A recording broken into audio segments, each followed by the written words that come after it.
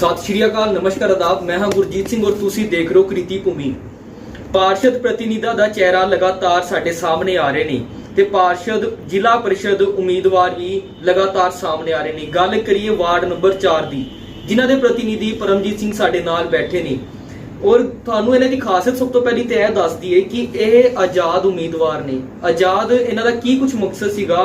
ਹਾਲਾਂਕਿ ਜੇਕਰ ਇਹ ਕਿਸੇ ਪਾਰਟੀ ਦੇ ਸਮਰਥਨ ਨਾਲ ਖੜੇ ਹੁੰਦੇ ਤੇ ਪਾਰਟੀ ਦਾ ਆਪਣਾ ਇੱਕ ਵੋਟ ਬੈਂਕ ਹੁੰਦਾ ਹੈ, ਇਹ ਆਜ਼ਾਦ ਖੜੇ ਹੋਏ ਨੇ, ਇੱਕ ਅਲੱਗ ਵਿਚਾਰਧਾਰਾ ਦੇ ਨਾਲ ਖੜੇ ਹੋਏ ਨੇ। ਸਾਰੀ ਜਾਣਕਾਰੀ ਲਾਂਗੇ ਕਿ ਇਹਨਾਂ ਦੇ ਵਾਰਡ 'ਚ ਕੀ ਕੁਝ ਪ੍ਰਮੁੱਖ ਸਮੱਸਿਆਵਾਂ ਸੀਗੀਆਂ ਤੇ ਕਿੰਨਾ ਦਾਅਵਿਆਂ ਨੂੰ ਲੈ ਕੇ ਇਹ ਜਨਤਾ ਦੇ ਵਿੱਚ ਜਾ ਰਹੇ ਨੇ। ਹਾਂਜੀ ਵੀਰ ਜੀ, ਸਤਿ ਸ਼੍ਰੀ ਅਕਾਲ। सत श्री अकाल जी, राम राम, नमस्कार। मैं परमजीत सिंह, मेरे वाइफ गुरजीत कौर जिन्होंने जिला परिषद ਦੇ ਮੈਂਬਰ ਦੇ ਤੌਰ ਤੇ ਵਾਰਡ ਨੰਬਰ 4 ਤੋਂ ਤਿਆਰੀ ਕੀਤੀ ਹੈ ਤੇ वार्ड नंबर 4 में जिला परिषद का इलेक्शन मेरे वाइफ उम्मीदवार बने हैं। ठीक है जी। वाइफ दी एजुकेशन बारे पता लगा सीगा कि काफी एजुकेटेड नहीं और टीचर भी रह चुके हैं, थोड़ा दसो उन्होंने बारे में। मेरे वाइफ MSc फिजिक्स B.Ed हैं और यूएपी स्कूल में वो मतलब रिसेंटली अभी उन्होंने 2 साल पहले छोड़ा है, वहाँ पे लेक्चरर थे और अभी वो फिलहाल मेरे साथ बिजनेस में यमुनानगर मेरे साथ काम करते हैं और यमुनानगर ही हम अप डाउन करते हैं। ठीक है, ठीक है। मैं एजुकेटेड है नाले की नाले कुछ एडवांस ਟੈਕਨੋਲੋਜੀ ਦੇ ਨਾਲ ਹੀ ਕੰਮ ਕਰੋਗੇ ਤੁਸੀਂ ਫੀਲਡ ਦੇ ਵਿੱਚ। बिल्कुल जी, बिल्कुल। ਤੇ ਵਾਰਡ ਦੇ ਵਿੱਚ ਤੁਸੀਂ ਜਾ ਰਹੇ ਹੋ, ਕੀ ਕੁਝ ਸਮੱਸਿਆਵਾਂ ਤੁਹਾਡੇ ਸਾਹਮਣੇ ਆ ਰਹੀਆਂ ਨੇ? वार्ड में जैसे मैं जा रहा हूँ तो सबसे बड़ी समस्या यही है कि जो जिला परिषद का मेंबर जो बनता है, जिसको हम अपनी वोट दे के उसको चुनते हैं, वो किसी भी गांव में कहीं पे भी कोई विकास का कार्य उसने नहीं किया हुआ है। मैंने 33 गांव में 33 के 33 गांव विजिट किए हैं, लेकिन जिला परिषद का मेंबर मेरे वार्ड में किसी भी गांव में नहीं गया। कोई ग्रांट मतलब उसने कभी भी कोई ग्रांट नहीं लगाई हुई है।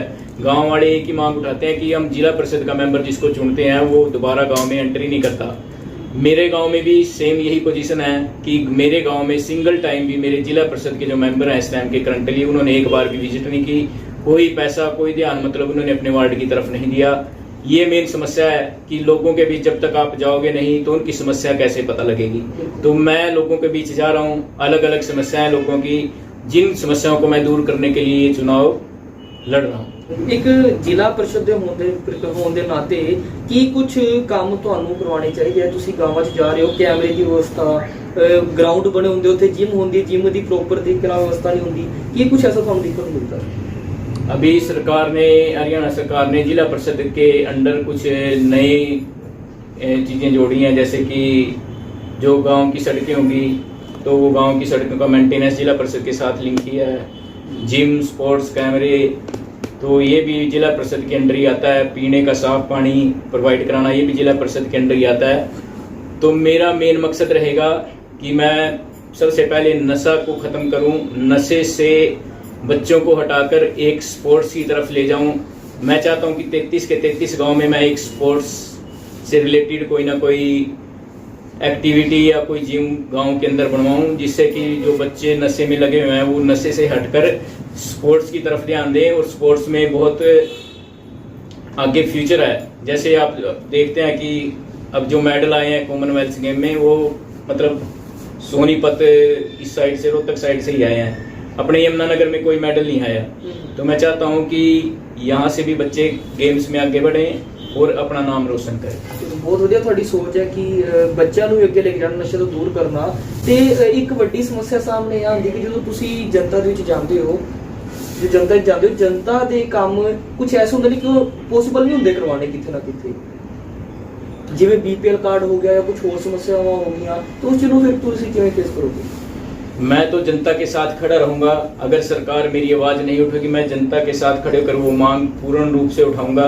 किसी के BPL पेंशन में जो दिक्कत प्रॉब्लम होगी उसको मैं सोल्व करने के लिए उनके साथ खड़ा रहूंगा। आगे करना ना करना वो सरकार का काम होगा, लेकिन मैं जनता के साथ बिल्कुल 24 घंटे तत्पर रहूंगा। किसी भी काम को लेकर उनके साथ खड़ा रहूंगा, कंधे से कंधा मिलाकर। मैंने आपको बताया कि मैं जिला परिषद का मेंबर बनूंगा, तो जिला परिषद का मेंबर बनने के नाते सबसे पहले मेरा उद्देश्य है कि लोगों के गांव-गांव में मैं जाकर मैं उनके दुख सुख का साथी बनूं। जो भी उनकी समस्या है मैं उस समस्या को सरकार के सामने पेश करूं। सरकार से मैं डिमांड करूंगा कि जो समस्या होगी मेरी जल्द से जल्द हल की जाए। और वो मैं मांग सरकार के साथ उठाता रहूंगा। सरकार को 2 चीज़ें चलाती हैं, पक्ष और विपक्ष।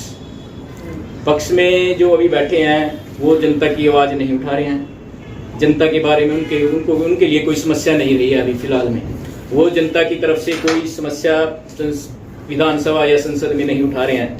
विपक्ष जो है, विपक्ष बिल्कुल खत्म हो चुका है। सरकार ने ईडी, सीबीआई छापे मरवा के विपक्ष को खत्म कर दिया और जो पूरा विपक्ष था वो अब सरकार के साथ ही जा रहा है धीरे धीरे करके। मतलब विपक्ष खाली हो जाएगा, विपक्ष में कोई नहीं रहेगा। मैं तो ये चाहता हूँ कि जैसे 18 जिला परिषद के मेंबर चुने जाएंगे यहाँ से, मैं अपनी जिम्मेवारी लेता हूँ कि मैं निर्दलीय चुनाव लड़ूंगा और बाद में भी मैं निर्दलीय चेयरमैन के साथ ही जाऊंगा। और मुख्यमंत्री से तो हम कानून और शिक्षा, मेडिकल, इसके लिए मैं अनुरोध करूंगा कि इन चीज़ों पे काम करे। जो अभी काम हो रहा है वो मतलब एक बोलते हैं कि सरकार जो काम कर रही है वो धर्म में, मतलब कास्टिज्म में रह कर एक काम कर रही है। मैं चाहता हूँ कि भारत एक अखंड देश है और इसको अखंड ही बनाकर रखा जाए। हिंदू, मुसलमान, सिख, ईसाई हम सब भाई भाई हैं। तो मैं उनको कहना चाहता हूँ कि आप इस पे काम करिए कि एक जो हरियाणा भी है उसको अखंड बना के रखिए। जितनी भी इसमें जात बरादरी रहती है उनको सबको साथ लेकर चलें, क्योंकि वोटर जो है उसकी जात बरादरी नहीं होती और जिसको डाल रहा है उसकी भी कोई जात बरादरी नहीं होती। तो इनको सबको इकट्ठा लेकर चलेंगे और सबका विकास करेंगे तो मेरे लिए तो बहुत। मैं तो जनता को यही संदेश दूंगा कि मेरा वार्ड नंबर 4 है, 4 नंबर वार्ड से मैं इलेक्शन, मेरे जो वाइफ हैं वो इलेक्शन की तैयारी कर रहे हैं। आपके पास अब इलेक्शन 10-11 कैंडिडेट होंगे जो इलेक्शन लड़ेंगे। अब मैं ये अपील नहीं करता आप मेरे को वोट दें, मैं आप जनता से यही अपील करता हूँ कि आप कैंडिडेट देखें, उसके उद्देश्य देखें। आप ये मत देखें कास्टिज्म की तरफ ना जाएं कि ये मतलब एक हमारी कम्युनिटी से बिलोंग करता है तो हम इसको वोट दें। आप परख कर वोट दें और वोट आपका डिसाइड करता है कि आपने वोट डाल लिया है और उस वोट से आप किसको चुन रहे हैं। बदलाव वोट से आता है। वादे जो मैं कर रहा हूँ मैं उन वादों पे खरा उतरूंगा। ये मैंने राजनीतिक कैरियर अपना अभी शुरू किया है, तो राजनीतिक कैरियर जो शुरू किया है अब मैं इसमें मतलब लोगों की सेवा करना चाहता हूँ।